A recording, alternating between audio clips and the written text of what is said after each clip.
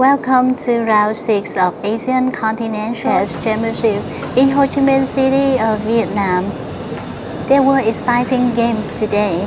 On top board, Indian teenager GM Nikki stopped solo leader GM Yo Yanyi of China.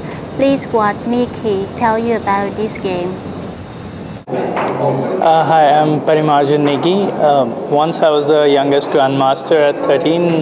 Now I am 19 years old, rated 2640. This tournament has been going well for me so far.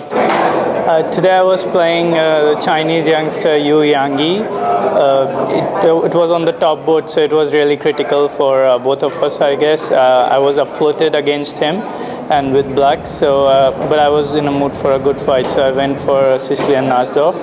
He went with bishop g5 variation, which he plays usually, and in knight bd7 queen e2 variation. I think I played a plan which was not very popular before with h6 rook b8. The plan usually they play with bishop b7, but the plan with b4 is interesting. Van Willy had tried it once against Ivan Shuk, and he'd lost quite quickly, but that was because he didn't include the moves h6, bishop h4. In our game, white could not play the e5, knight c6 plans after rook b4 because of the f4 pawn is hanging, since the bishop is on h4. So this was the critical situation. I think he did not go for the correct way with bishop f2. I think rook he1 perhaps is more critical.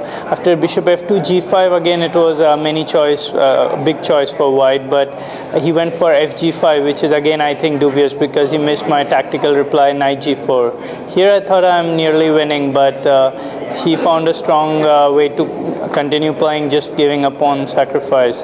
I think I was still better, but my move e5 was probably dubious. I overestimated my chances.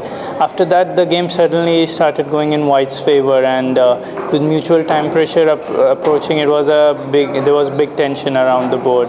I think at some point, after knight b7, he was probably had some way to get better, but the piece sacrifice he gave with knight a5, it complicated the position again for both sides. I don't know if he was perhaps winning somewhere in the mutual scramble that followed, but I just about managed to save myself. I think he missed the move rook g8. That was the turning point.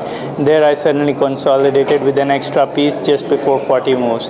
Later on, it was just a matter of playing a few accurate moves to finish the game.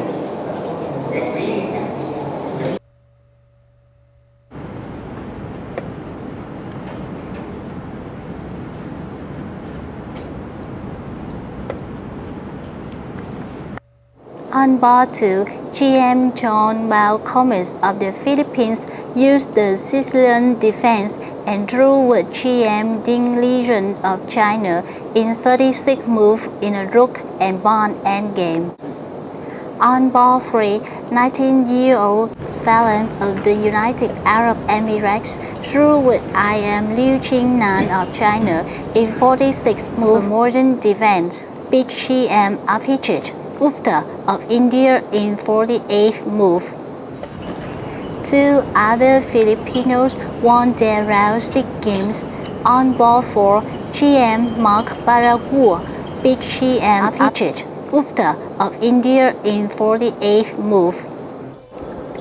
On board 5, GM Oliver Paposa won over GM Susanto Margarito of Indonesia in a very complicated game with many pieces hanging. In the end, Paposa promoted his pawn to a knight Margarito king and win and forced him to resign on the 56th move. And on board 6, Chinese GM Lu Zhanlei beat IM Cao Ru, also of China, in 53 moves with a Sicilian defense that lasted more than 5 hours.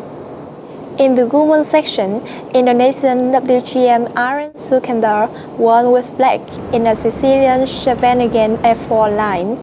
Black started the attack on the white king, who was forced to a bad position in a rook and pawn endgame. Black managed to win in a well-known technical endgame. The game on board 2 between Ding and Thanh An finished in draw in 30 moves. But on board 3, Zhao Xue with white beat Bao Chum in the Marin semi-slab opening.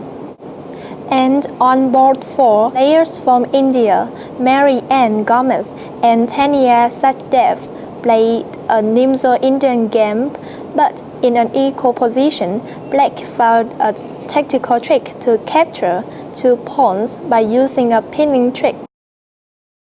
Negi from India leads alone with 5 pawns out of 6 rounds. 8 players follow half a pawn behind.